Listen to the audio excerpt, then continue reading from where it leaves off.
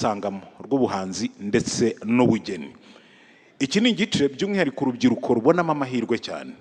Kuba Bruce Melody ari urugero rw'ibifatika, kuba Bruce Melody ari ishusho y'ubugeni n'ubuhanzi ariko bwiteje imbere, byanga bikunda hari nawe urugendo afite. Bruce, ubugeni n'ubuhanzi burunguka no murimo.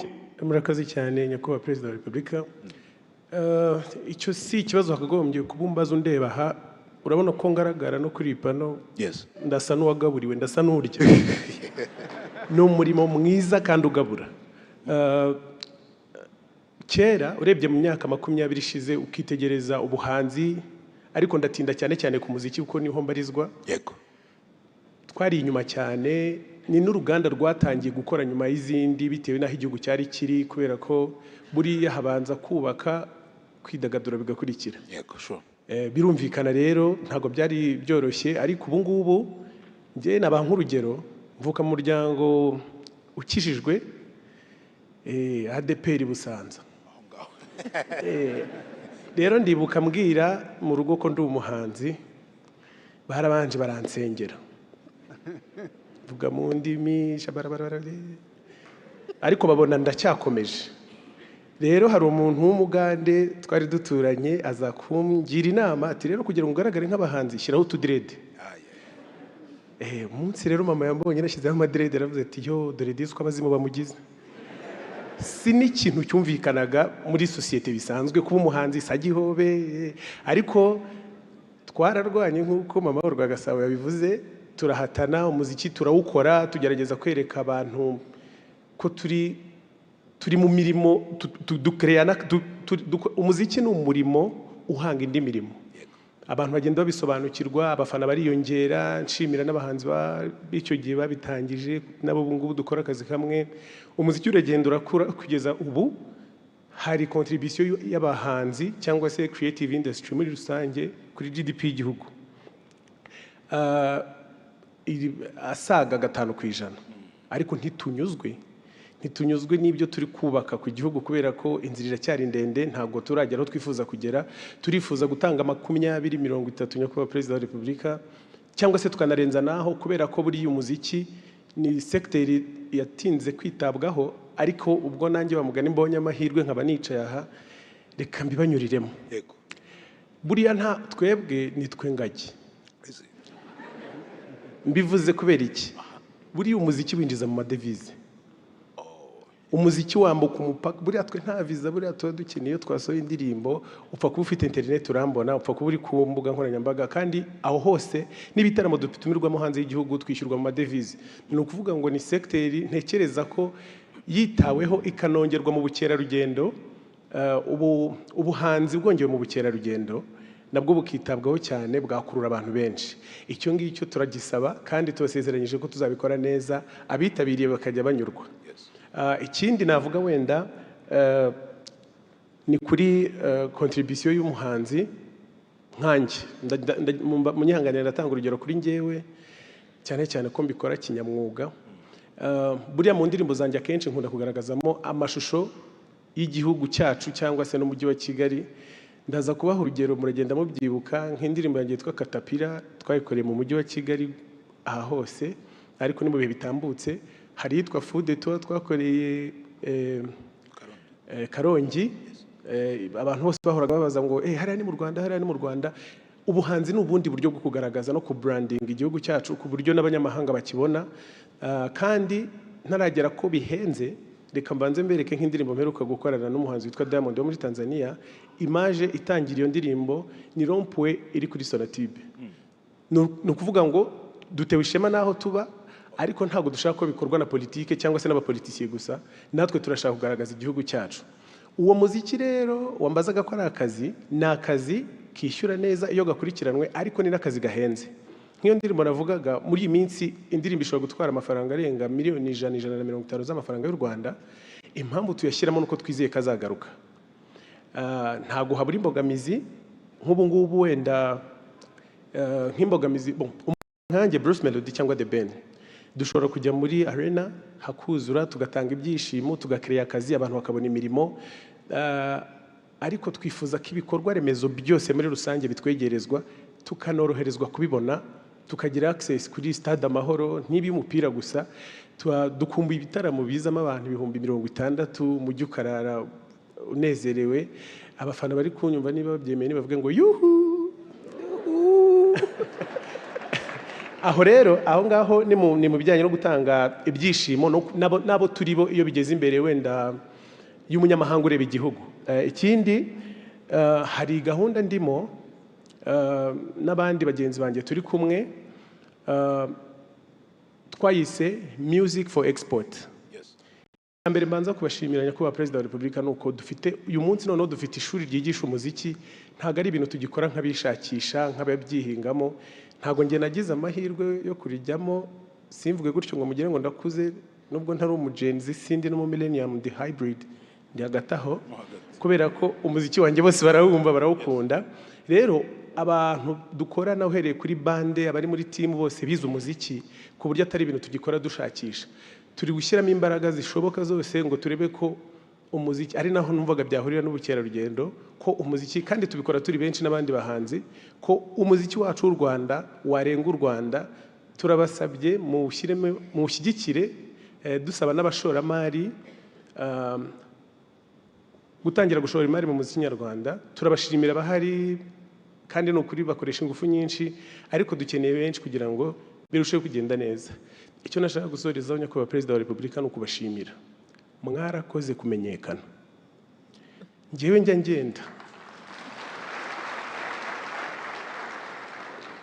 ngenda nagize amahirwe yo gukorana indirimbo n'umuhanzi witwa Shaggy icyo gihe numvaga nshaka gutwara idarapo ariko sinarinzi aho barikura ubwo nyine ndirukanka nshakisha abo bantu bose nza kugira amahirwe ndaribona buriya ku irembo waribona nta nubwo byari ibintu bigoye sinagombaga no kuva mu rugo ndaribona ndagenda ariko winjiraga nko mu kiganiro bakakubaza ngo uvahe nkavuga nti ngiye mba nitwa Bruce Melody nturuka mu Rwanda ukabona umuntu atangiye ariko iyo twongeyeho izina ryanyu ni business class ngenda njyenyine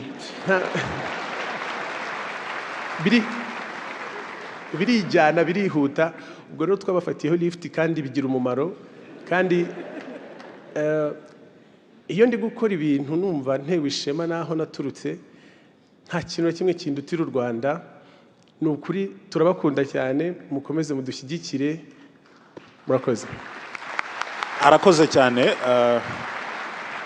arakoze Bruce Melody biragaragara ko ni urugendo rushimishije kuko niba twahereye mu miyoborere myiza tukaza kuvuga ku uburezi bukaba ubutanga rwiyemezamirimo nk'ari nishimwe ushobora kuba akiri muto ariko afite intumbero y'ejo hazaza harimo no gutanga umurimo n'urugendo rushimishije Scovia kandi nawe watugaragarije ko itangazamakuru kuri kino gihe rigomba kuba riri responsable w'ibivugwa ariko kandi Bruce Melody nawe aragaragaza ko ubugeni n'ubuhanzi ari umurimo ushimisha reka rero mbashimire mwese abagize uruhare muri iki kiganiro sinzi niba Doris ikijyanye n'imiyoborere mu nzego z'ibanze hakunze kuvugwa capacity building cyangwa se guhugura bihoraho by'abayobozi mu nzego z'ibanze kuri ubu ngubu byifashe bite kuko nabyo ni ishingiro rya serivisi nziza murakoze mu rwego rw'ibanze hakomeje ayo mahugurwa arakomeje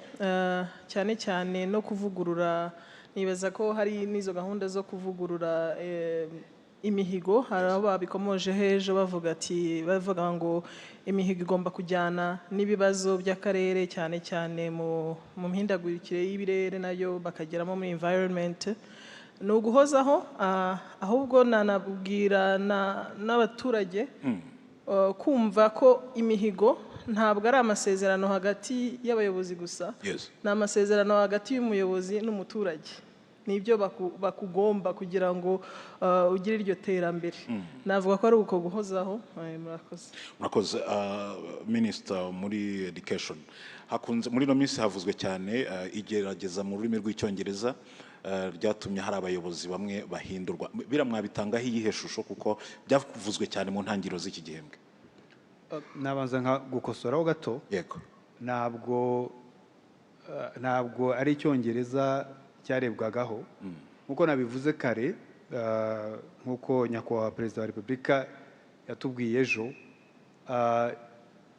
mu rugero rwose turiho ibyo dushinzwe tugomba kubibazwa. Rero habaye isuzumwa ry'abayobozi b'ibigo kugira ngo turebe ko koko inshingano zabo bazuzuza. Abatarazuzuje barasezerewe bashyirwa mu bwarimu, ababonye imyanya, abatabonye imyanya barashakirwa iyindi cyangwa se tubasezerere. Ibi rero bivuga yuko uko nabivuze mu burezi ndetse no mu gihugu cyose ibyo kuganira ku nshingano ari ibintu dushyize imbere kandi twubahiriza, ku buryo umuntu wese agomba kuzuza inshingano ze agakorera u Rwanda n'abanyarwanda ibyo yashinzwe. Murakoze cyane Minisitiri. Aline, ikijyanye n'igishoro ku muntu ukiri muto cyakunze kugorana, ariko we ndumva wamaze kurenga igishoro, urifuza no gutanga akazi. Bitanga ihe shusho ku rubyiruko bagenzi bawe? Murakoze cyane. Ku rubyiruko rugenzi rwanjye nk'uko nari nabigarutseho, ishusho ya mbere nuko tugomba kugira vision, ntabwo imihigo ari y'igihugu gusa, natwe tugomba kugira imihigo yacu. Ikindi tukimakaza gukora umurimo no gukunda umurimo kandi tukawukora unoze. Urakoze cyane. Scovia, hari icyitwa views kiri aha hanze kivuze ubuhuha. Buri wese ufite YouTube arumva yabona abantu benshi bitewe n'ibyo yavuze. Ibyo kandi bituma ashobora gutanga amakuru rimwe na rimwe kuyanonosora cyangwa se kuyasubiramo bikamugora.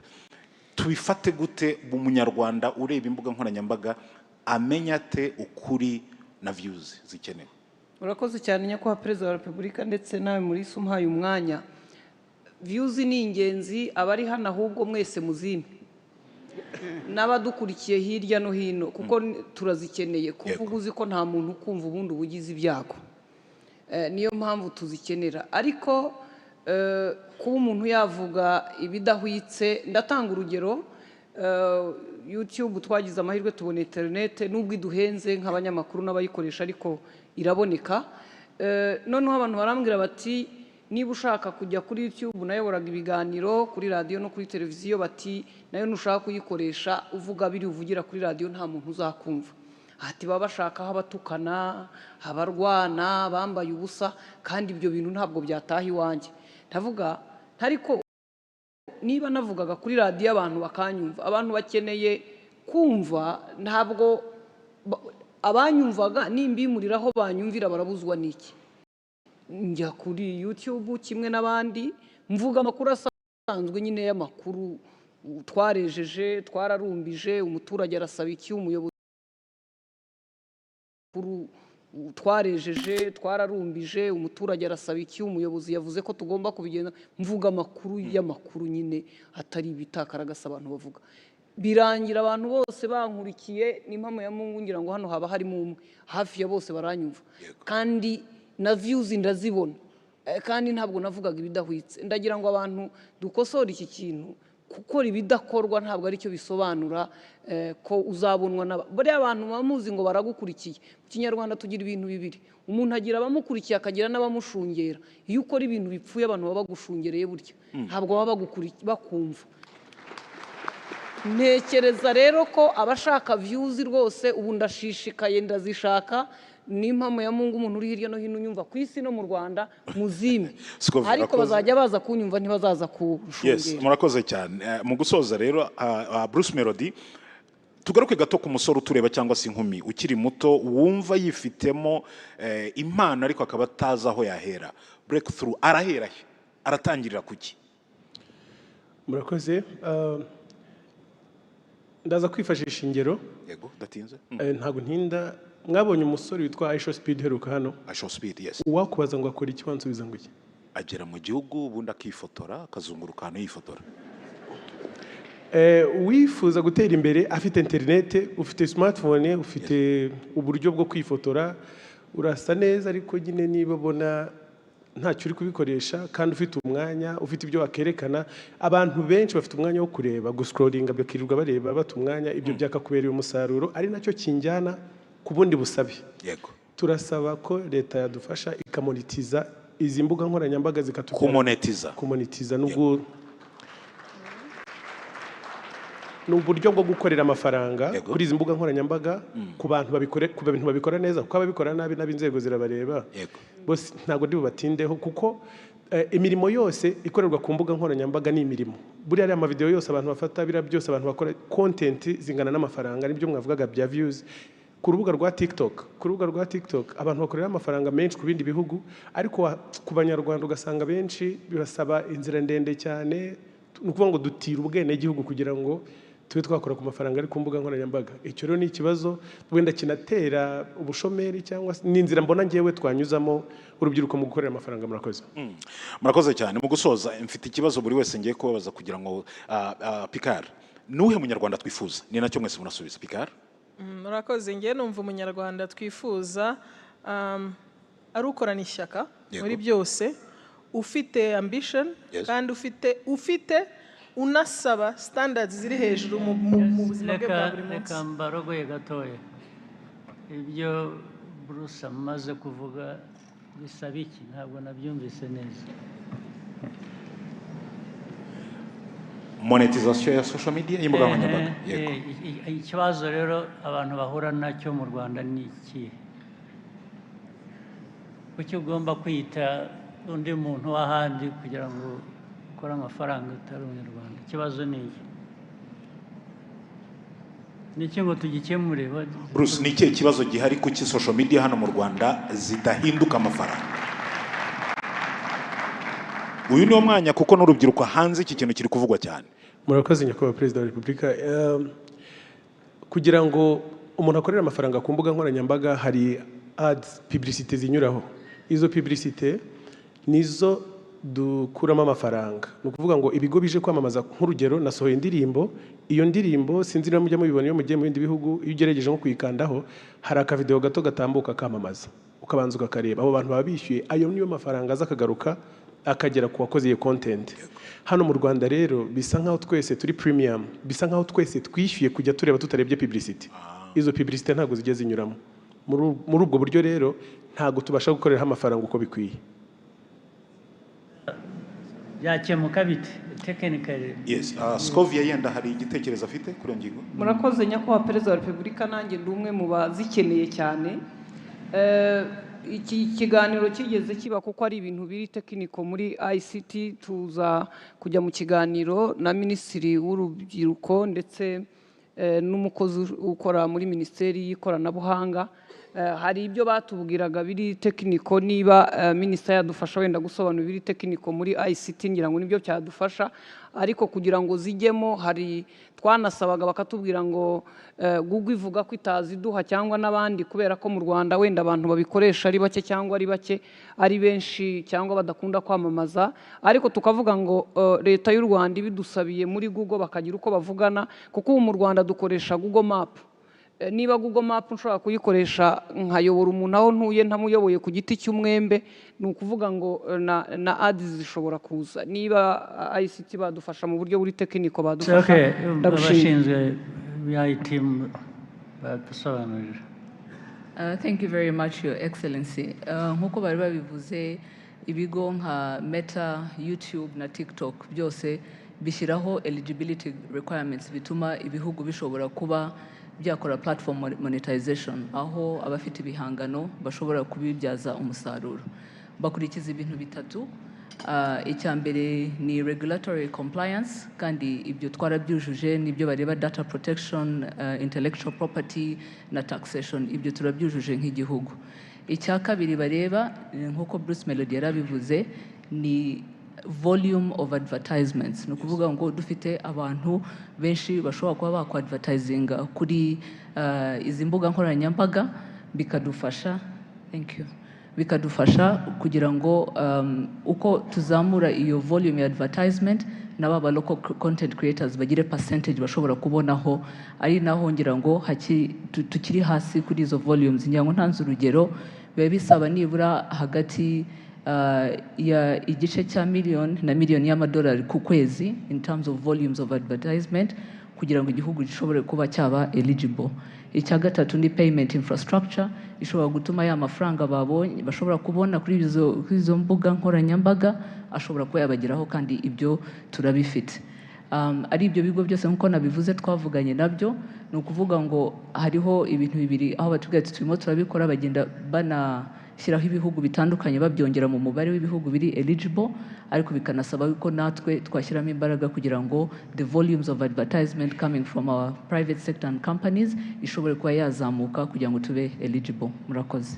Yes, ku bitureba twakora rero specifically ni ibihe?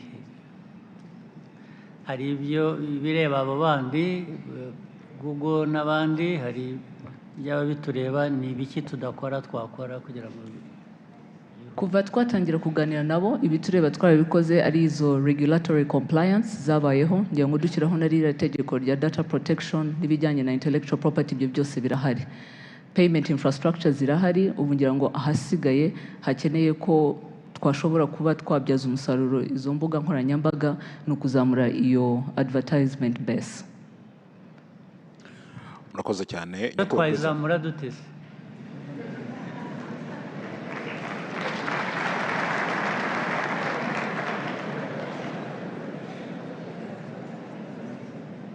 Tuyizamure dute? Your Excellency, I think ibi ni kubifata twese nk'umukoro companies zose zikumva ko social media is also a platform where you can do advertisements kandi nabyo bigira iyo network effect ishobora gufasha baba local content creators bacu. Harimo kutamenya rero kwaba ngira ngo nk'aba local content creators bo bamaze kubimenya bakomeje bagirana ibiganiro na companies ubu nizo dukeneye zamenya zite to mobilize. Twabikora dukwiye kubikora Yes, sir. dukora iyo mobilization. Thank you, sir. Okay. Murakoze cyane nyakubahwa Perezida wa Repubulika. Twari turi kugana ku musozo. The Speaker yaramaze kutubwira umunyarwanda twifuza. Minisitiri w'uburezi nuwe munyarwanda twifuza? Umunyarwanda twifuza n'umunyarwanda wihagije wihaga